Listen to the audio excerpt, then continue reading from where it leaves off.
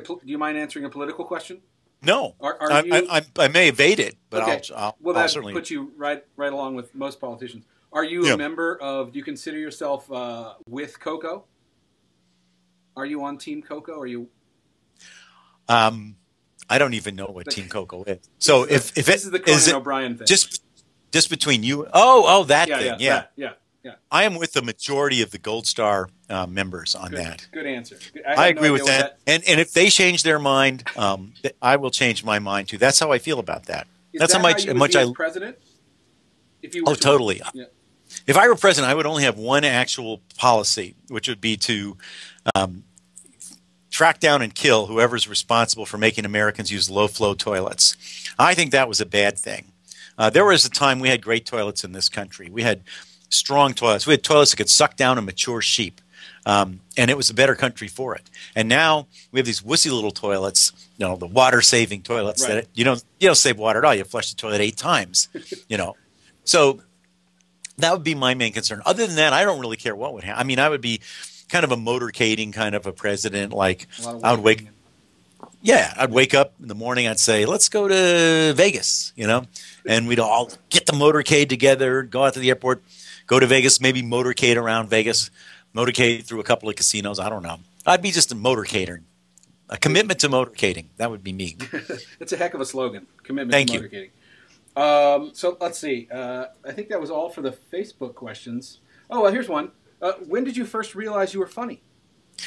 About 10 minutes ago. I said, because you guys called me up and said, "Hey, would you be funny on the Skype?" And I said, "Well, sure, yeah." So I saw something in your eyes that made me think that was like the light bulb. And weirdly enough, up until then, I was really a pretty serious guy, and but it's like I like this; it's good. No, I was a wise ass when I was a kid. I've never had a real job. I was actually elected class clown of my high school. So it's always been sort of, and I've never had a useful skill. Like if we were like on a desert island or something, and somebody had to learn how to catch the fish, and somebody else had to make the house and get the water, and I'd be like, "Hey, I got a joke about that," but I really wouldn't be helping. I probably if they had to eat somebody, they would probably eat me first.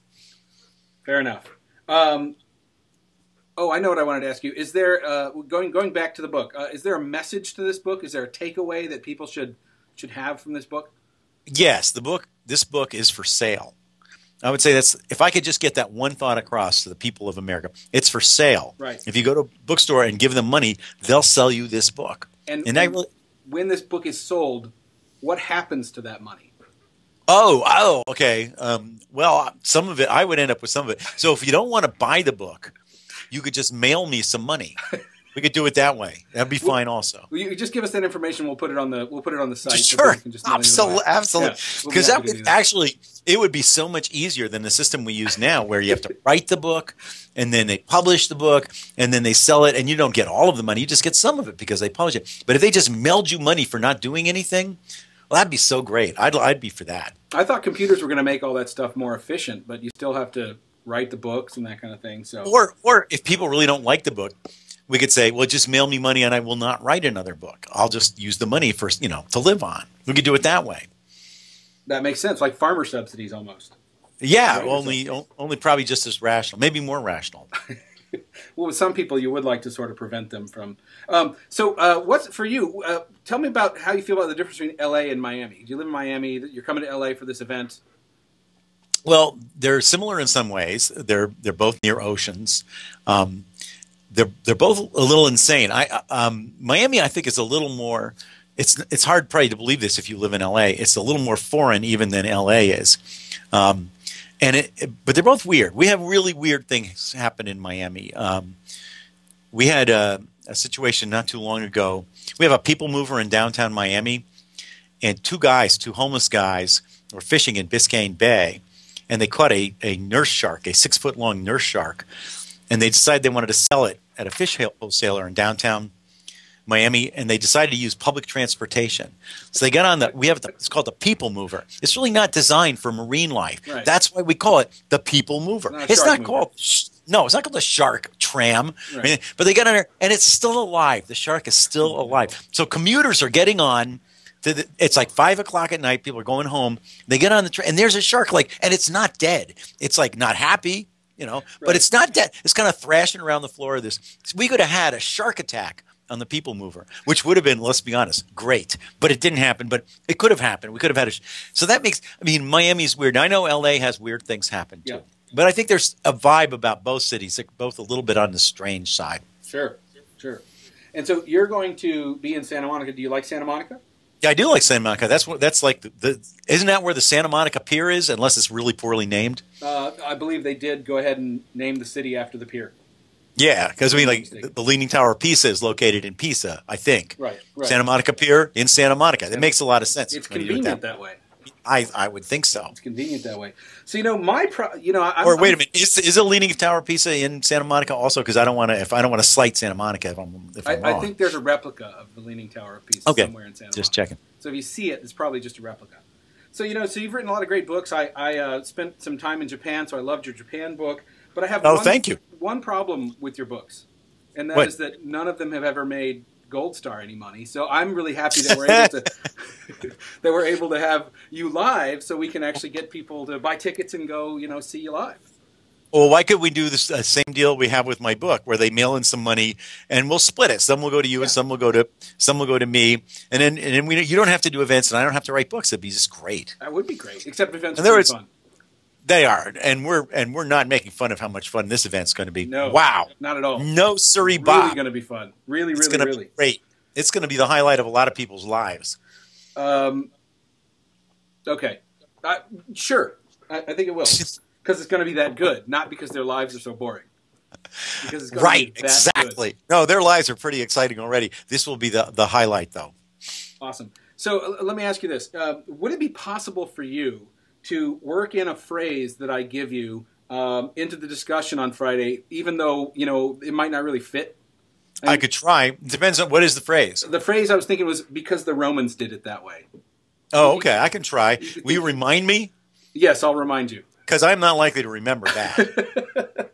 I just think it would be fun, I mean, but okay, let me just ask you this. Does it count if I walk out and just say, good evening, because the Romans did it that way? I think it would count.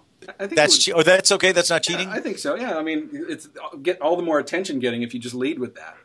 Okay. You just don't want people to think that's the title of the book. No. Maybe the next. Why? I'm just curious why you picked that particular phrase. I don't know. I just there was. I'll tell you why. In the 19th, this is really nerdy. In the 19th century, there was a senator that would oil his hair with oil and then comb it with this really hard comb every day. And they asked him why he did that, and he said because the Romans did it that way. I'm going to just repeat my question. And why is it that you it's like that's been on your mind all this time? Since the 19th century, yes. Wow, that's a long time to be thinking about something. I just thought it would be just the right level of difficulty to work into a conversation. Well, you've given it a lot of thought, okay? And less than it might seem. All right, one more sort of serious question that I'm sure you won't treat with entire seriousness. And this was, okay, can the newspaper business be saved? No.